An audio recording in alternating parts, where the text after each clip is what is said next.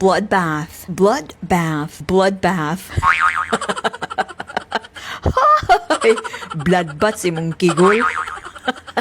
I wanted a bloodbath, meaning I wanted all the pieces of evidence from the prosecution and all the pieces of evidence from the defense presented for everyone.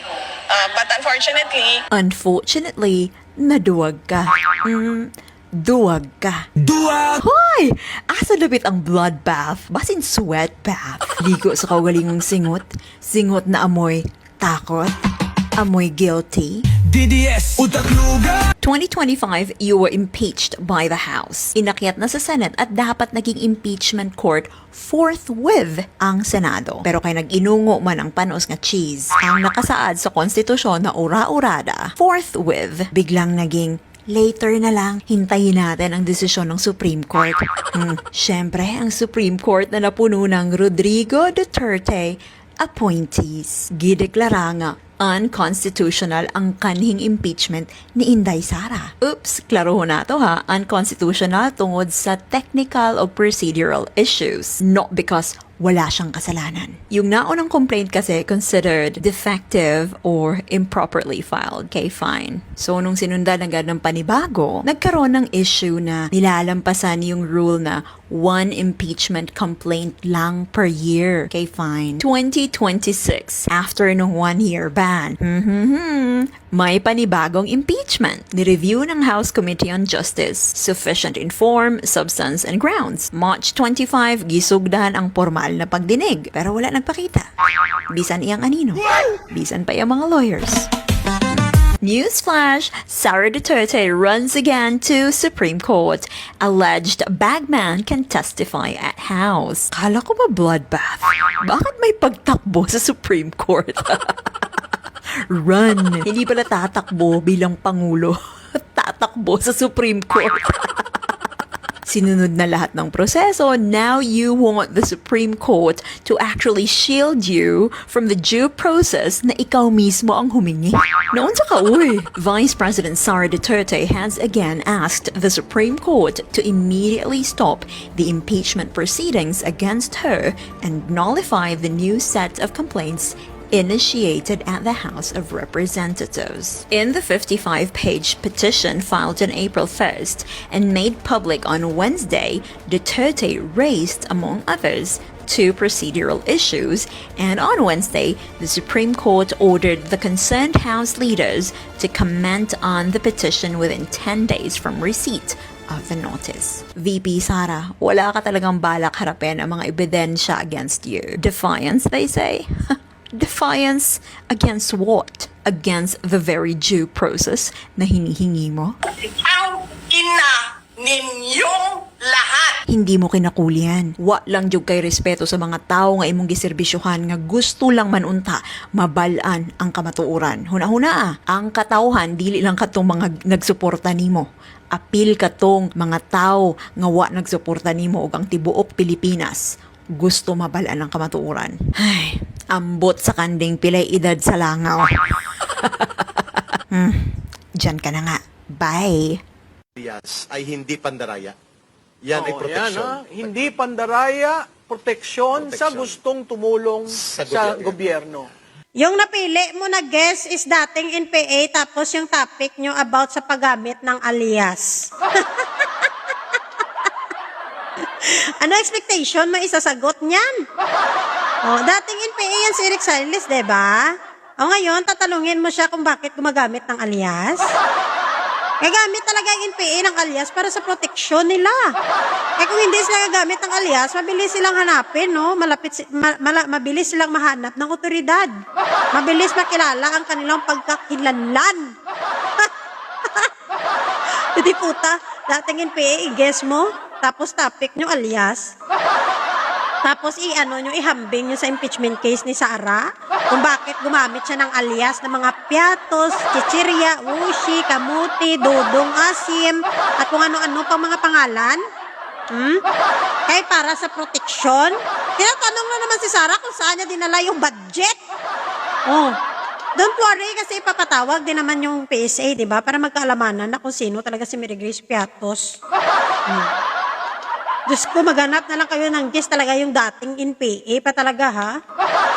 Sana iniba nyo yung topic, hindi yung tanungin mo siya regarding sa alias-alias. Expert yan! Animal. Ano, tikya? Kaya pa? Kaya mo yan? Diyos ko. Tanga lang maniwala sa'yo, Inday. Kahit ano pa yung gawin nyo, Duterte pa rin ang malakas. Malakas ang hangin. Malakas ang kabuang.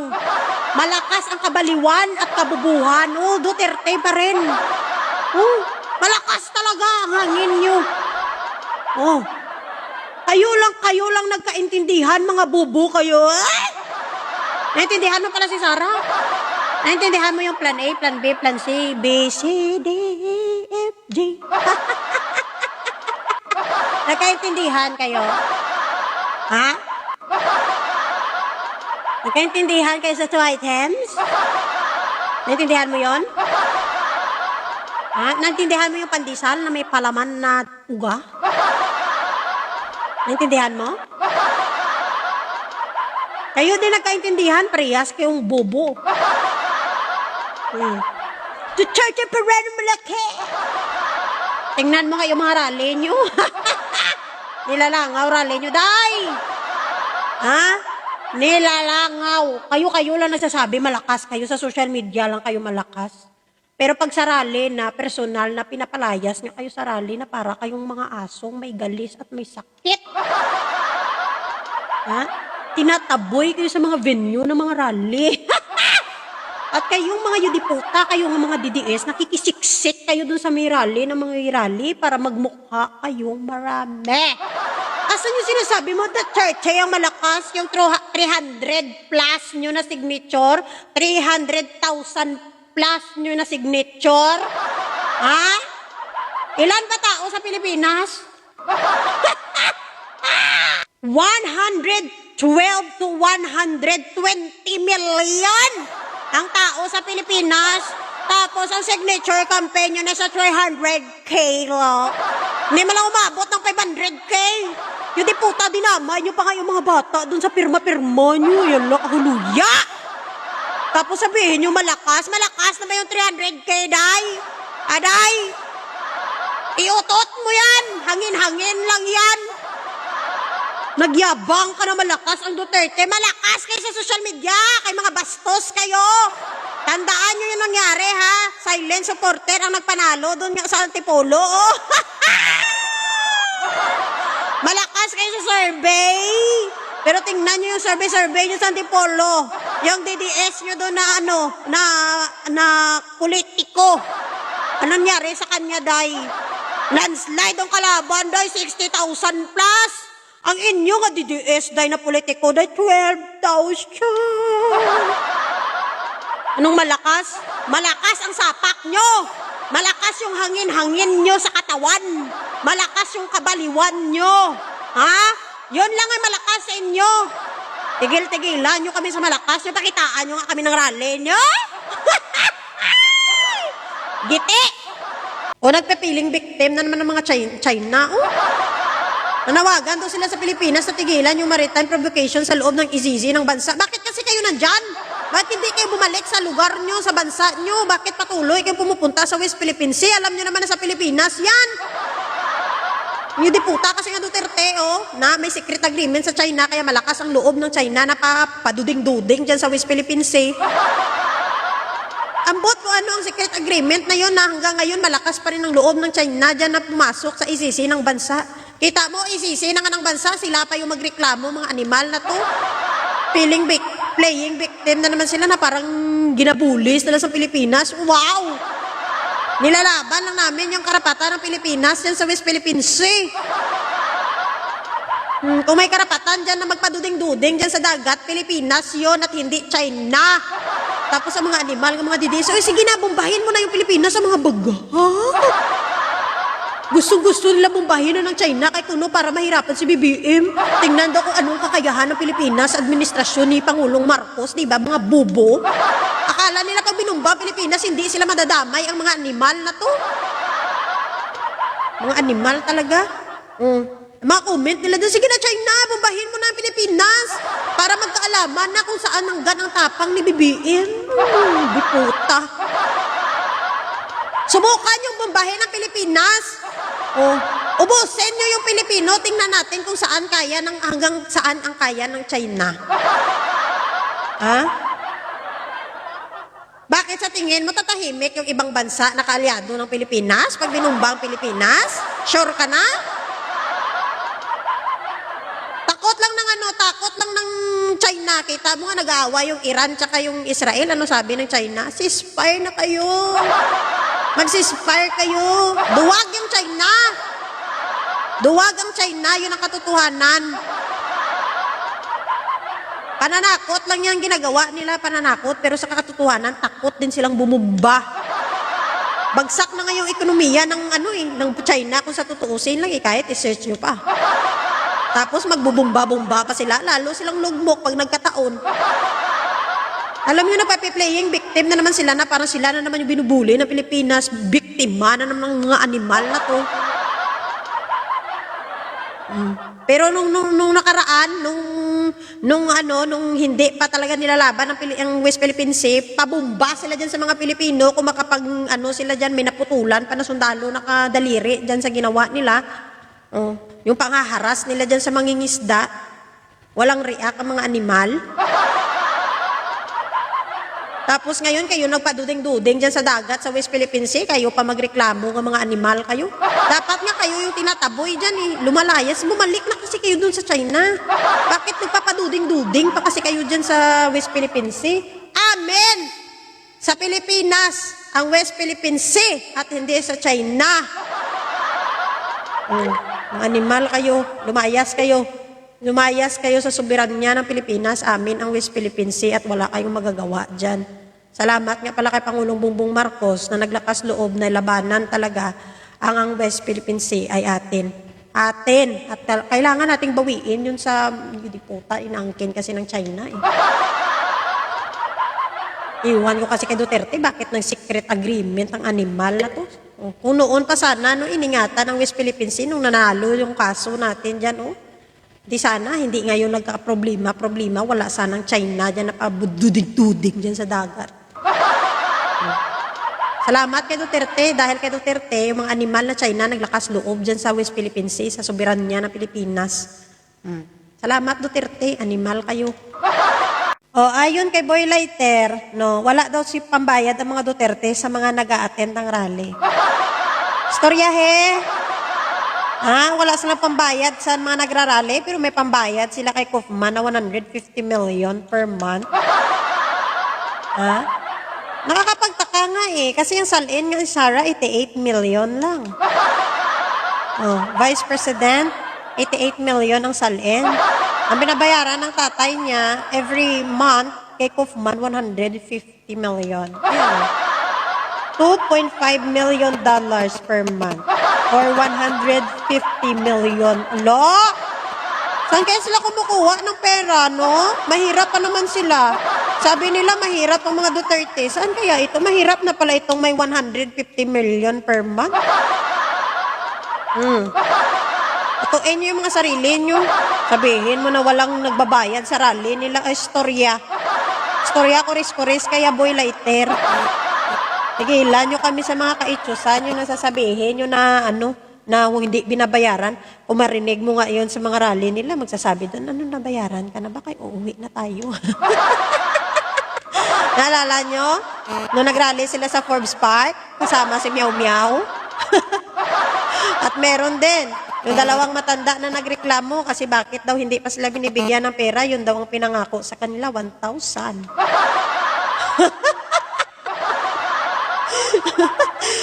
Maniwala ba kayo na walang bayad ang nag-attend ng rally? Meron nga dyan, naghahakot pa ng tao di ba? Ninahakot pa yung tao para lang umatin ng rally. Tigilan mo kami, che. Ang duwa kaalinga nga, nagkwentuhan sila.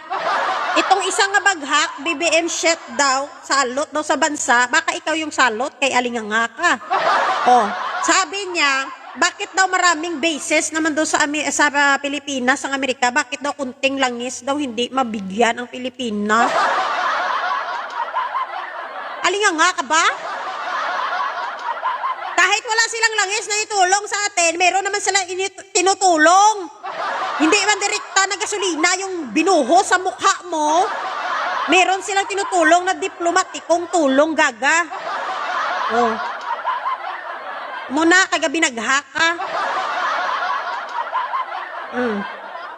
Sila ay nagbigay ng waiver para sa langis. Ito basahin ko lang. Sa kasalukuyang nakipagtulungan ng Pilipinas sa US State Department upang makakuha ng waiver or exemption. Ang waiver na ito ay nagpapahintulot sa Pilipinas na bumili ng langis mula sa mga bansang may sanksyon tulad ng Venezuela o Iran nang hindi mapaparusahan ng Amerika. O yan ang tulong ng USA. Hindi ka pa masayang, alinganga ka? Pangalawa, pagluwag sa sanksyon ng Russian oil. Pinayagan ng US na pansamantalang makakuha o makaangkat ang Pilipinas ng langis mula sa Russia. Dahil dito nakatanggap ang bansa ng mahigit 700,000 bariles ng krudo, kumakailan lang para mapanatili ang reserba. Hindi kayo masaya? So ibig sabihin yan, malaking tulong pa rin ng Amerika, gaga kayo. Kung hindi tayo pinayagan nung pinayagan ng US dito, ano mangyari sa atin? Kulang ang krudo dyan. Linganga ka. Dito tayo, Energy Security Cooperation. Noong Pebrero 2026, inanunsyo ng Amerika ang pagbabagong inisyatiba kung saan sa ilalim ng Civil Nuclear Cooperation 123 Agreement upang tulungan ng Pilipinas na magkaroon ng pamatagalang seguridad sa enerhiya at hindi masyadong umasa sa imported na fuel mula sa Middle East. Tapoy basa.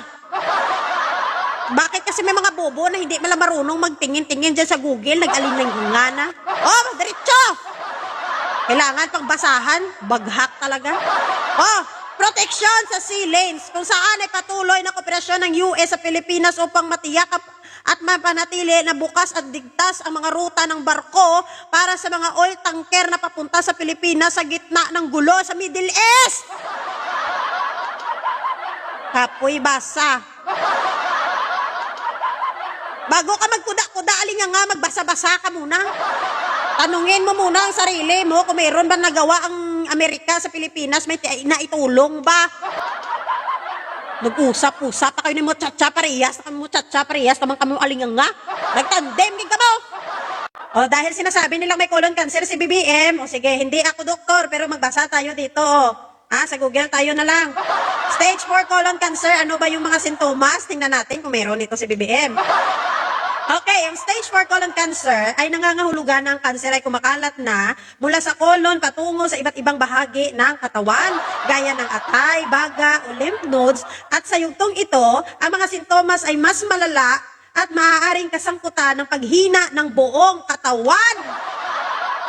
Sige, tuloy tayo. Physical.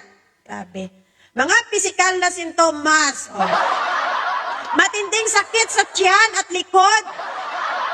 Masakit palagi siya ni BBM at likod niya. Lagi ngayon nagtatrabaho. Paulit-ulit na pananakit ng tiyan, cramps, bloated na pakiramdam o sakit sa likod, puwet at mga binte. Sino dyan makapagpatunay na laging masakit ang tiyan at likod ni BBM? Meron? Malalang pagbabago sa pagdumi, pabalik-balik na diarrhea, constipation, na tumatagal ng mahigit ilang araw, o ang pakiramdam na hindi nauubos ang dumi. Sino makapag-prove dyan na hindi nauubos ang dumi ni BBM? Meron ba?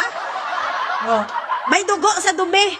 Pag dumi na may maliwanag na dugo o maitim. Meron dyan nakapagpakita ng tae ni BBM dito na may dugo? Meron ba?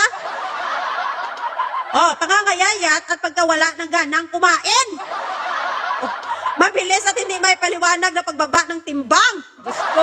At madalas na pakiramdam na busog agad kahit kaunti pa lang ang nakain. Sino ba dyan makapagpatunay na walang gana kumain si BBM? At nakita naman natin, hindi naman mamayat ang Pangulo natin. Bigla ang pagkapayat. Parang si Roque ata tinutukoy nito. Ay, Diyos ko. Parang si Roque tinutukoy nito Ito pa, matinding pagkapagod o pakiramdam na sobrang hina, pagod na hindi mawawala kahit magpahinga, nadulot ng anemia o mababang red blood cells. Matinding pagkapagod sagot. Yung Pangulo natin, lagi yan sa field. Lagi nga yan nagtatrabaho. Oh, ito pa. Pagduduwal o pagsusuka. Oh, ito ay maaari daw na nangyari dahil sa tumor o pagbara sa bituka. O sino dyan may video na nagsusuka si BBM? May video kayo dyan nagsusuka, nagduduwal ang Pangulo? Labas nyo. O, ito pa, paninilaw ng balat o mata. Maaring sinyales na kumalat na ang kanser sa atay. Oh, nanilaw ba yung mata ni BBM? Yung balat niya, yelo na? Yelo yung ngipin niyo, pero yung mata ni BBM, baka ngipin yung yelo. Sige. Oh, ito pa. Hirap sa paghinga. Kung ang kanser ay kumalat na sa baga. Nahirapan ba si BBM maghinga? Lagi bang may dalang oxygen si BBM pag naglalakad siya? O ngayon, kung merong sintomas yan si BBM, maniwala kami na may colon cancer siya. Oh. Diba?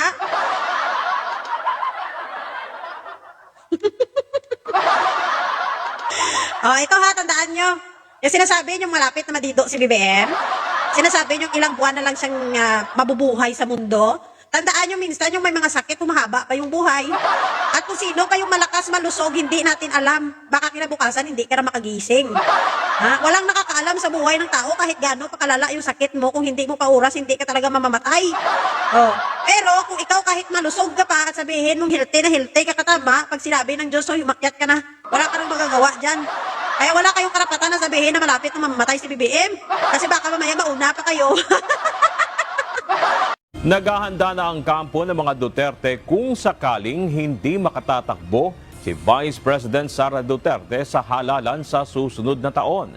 Sa isang pahayag, sinabi ni dating Chief Presidential Legal Counsel Salvador Panelo na nag-usap na sila ni former President Rodrigo Duterte at plano nilang patakbuhin si Senator Robin Padilla bilang Pangulo sa 2028 kung madidisqualify si Vice President Sara Duterte sakaling matalo sa impeachment trial. Tiwala si Panelo na malaki ang tsansa na manalo ni Senator Padilla kung itong ipapalit nila kay VP Sara. Anya, nakausap na niya si Senator Padilla tungkol dito at speechless umano ang senador sa plano ng kanyang partido. Sino ba naman hindi maging speechless? Na alam mo sa sarili mo na ampaw yung utak mo, pero ang mga kaalyado mo, ikaw pa napili na patakbuhin ang pagka-presidente. O narinig nyo na. Pagsakali si Sara hindi makatakbo, ang best choice ng DDS si Ruben. Yan ay kautusan ng kanilang kagalang-galangan, kataas-taasan na puon na si Duterte. Best choice na si Ruben, ha? Kaya kung mapansin nyo, si Ruben Padilla, panay papampam. Oh, maya yung ano niya, exposure niya dyan sa media. Maya post siya, active na siya ngayon sa social media. Ha? Kulang lang sabihin niya doon sa nagpa-picture sa ambassador ng Iran, kulang lang sabihin niya, siya yung nakipag-usap doon. Diba? Wala na kayong ibang choice, si Ruben talaga. Ito real talk lang. Tayo mga Pilipino, grabe tayo pagdating sa mga ganyang bagay, dapat maging maging high standard naman doon. Pagkilatis talaga tayo, pamili naman tayo talaga ng maganda-ganda, magaling-galing, matalino, yung mga IQ, talaga bangan lumagpas langit, IQ.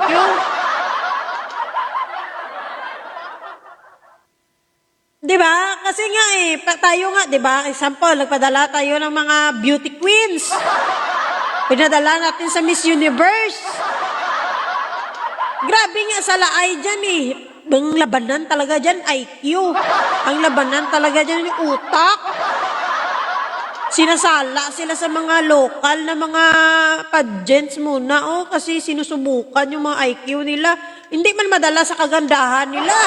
Wala man sa ganda-ganda, wala man sa ganda-ganda ng rampa, wala sa ganda-ganda ng mukha, nasa IQ man. So, ibig sabihin, grabe tayo mamili or grabe tayo mag-ano ng standard sa mga beauty queens natin. Tapos pagdating sa presidente natin, parang po tayo mamili. Ha? Putar, mamili tayo, ampaw yung utak. Ganyan tayo ka picky, no? Ganyan tayo ka-arte, mamili ng mga beauty queens natin. Grabe yung standard natin, tapos mamili tayo presidente, ampaw. Okay lang tayo. 2028, mamili tayo ga yung may utak ga. Dapat mga lagpas pa kay Linda Walker ang utak ng IQ. Huwag kayong maniwala sa mga propaganda ng DDS na hindi daw mahalaga ang katalinuhan. Ga, importante yung katalinuhan, gaya. Kasi unang-una, paano sila ga makipag-communicate sa iba't ibang mga leader, ga? Paano sila makipag-istorya ba, makipag-usap sa mga matataas na leader ng iba't ibang bansa? Paano to sa? Si Ruben ang naging presidente ng Pilipinas, maano siya, manganga. Hindi man siya pwede doon magsige na lang kahikap-hikap sang balahibo, sang iyang mga bunganga doon, sang iyang balbas doon. Kaya ganyan lang yan si Ruben, no? Oh. Di kayo patulog-tulog sa doon, no? Magsuklay-suklay sa ng iyang balahibo, sang iyang bunganga. Mag-isip tayo ga, wag tayo maniwala sa sinasabi nila ga na hindi importante ang katalinuhan. Ang importante lang daw is may experience. It's not true. Kung pwede tayong mamili ga nga lahat ng ano ga, package sa kanya, doon tayo. Huwag tayong pumayag sa mga sinasabi nila hindi importante ang katalinuhan. Bobo lang yung maniwala sa ganyang kasabihan ga. Yan ang propaganda kasi ng mga DDS kasi mahina ang utak ng mga kandidato nila, mga ampaw. Kaya i-validate na lang nila, no? At ano na lang nila, payagan na lang nila at i-admit na lang talaga nila ang kabubuan ng mga politiko nila. Kasi walang choice eh. Kailangan na lang nilang ipanindigan yan. Wala ba silang ibang choice? Kaya ipapalabas nila na hindi importante ang katalinuhan. Diba? O, pagbobo ang presidente ng Pilipinas, good luck! Kung meron pong isang tao na matatawag natin na pinaka-Pilipino sa lahat ng Pilipino, ayun na po ang dating Pangulong Rodrigo Roa Duterte. Kung pinag-usapan natin yung pakikipag-usap sa China, pakikipag-usap sa Russia, tatawagin ka ng traidor. Tatawagin kang taksil. Taksil! Taksil sa bayan. Believe na kayo kay Ruben, no? Ang angas. O, payag ba kayo na sa lahat ng Pilipino, si Duterte lang ang tunay, sa tunay pa na Pilipino?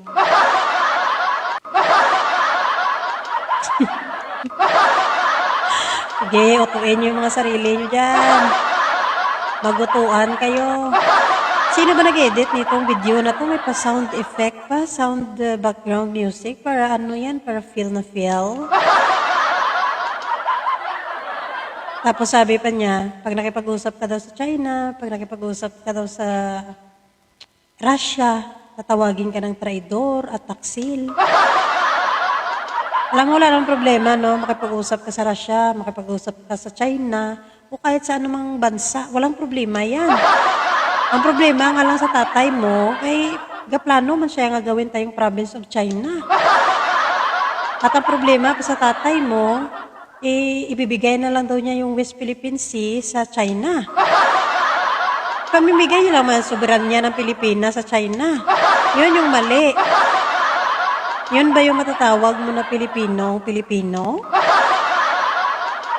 Nakakahiya naman sa mga bayaning Pilipino na namatay, na nagbuwis ng buhay nila para sa kalayaan natin, sa kalayaan ng Pilipinas, para mabigyan ng kalayaan ng mga Pilipino.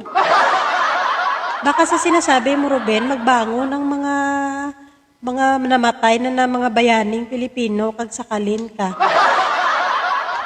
Hindi kaya pakdulon kanila bala, barbulon kanila para matauhan ka sa pinagsasabi mo? Ha? Diyos me. Pinapaniwala nyo na naman yung sarili nyo. Hindi po bulag ang mga Pilipino at alam po ng Pilipino yan ang katotohanan na pro-China talaga si Duterte. Kahit anong gawin nyo, hindi nyo na mababago yung katotohanan. Nakatatak na yan sa puso, sa isipan naming mga Pilipino. Sa DDS na lang hindi. Kasi payag na naman yan sila na gawin tayong province of China. Kasi yun ang gusto ng tatay nila. Diba? Tigilan mo na yan, Ruben. Walang maniniwala sa'yo. Kung may mauto man kayo, aningin nyo lang yung mga kauri mo din. Yun na lang yun. Hanggang doon na lang yun. Coincidence lang ba yung nangyari ngayon? Isang PDP laban member, trainer na si Danilo Balucon ang namatay ngayong araw, April 6, 2026. Kung atin lang matatandaan lang nung isang araw lang, napakaingay ng social media, viral na viral yung pagpapakalat ng fake news ng DDS na kung saan sinabi nila sa mga post nila na si Pangulong Bongbong Marcos daw ay may sakit na colon cancer stage 4 at malala na daw yung ating Pangulo. At sinabi pa ng iba na ang Pangulo daw ay malapit nang mamatay. Meron din iba na nagsabi na sana mamatay na talaga si BBM. Kaya mapapaisip ka ngayon sa nangyayari. Coincidence ba ito na isang DDS member din ang namatay ngayong araw, April 6? Ayokong sabihin na karma ito pero napapaisip ako baka ito ay wake-up call sa mga DDS na dapat mag-ingat kayo sa inyong mga hinihiling. Mag-ingat kayo sa inyong mga sinasabi sa inyong kapwa kasi baka sa inyo din babalik. Ito yung sinasabi natin na hindi natin alam ang buhay ng isang tao kung hanggang kailan lang siya mabubuhay. Kaya bilang isang tao, wala tayong karapatan na magbigay ng taning sa buhay ng isang tao. Hindi tayo Diyos para malaman natin kung hanggang kailan lang ba sila mabubuhay. Ito lang tumatatak sa isip ko, ito ba ay coincidence lang or ito ba ay warning or babala sa atin na dapat mag-ingat tayo sa ating binibitawang salita, na mag-ingat tayo sa kung ano yung hinihiling natin. Sabi nga nila, be careful for what you wish for. By the way, rest in peace, Ka Danilo.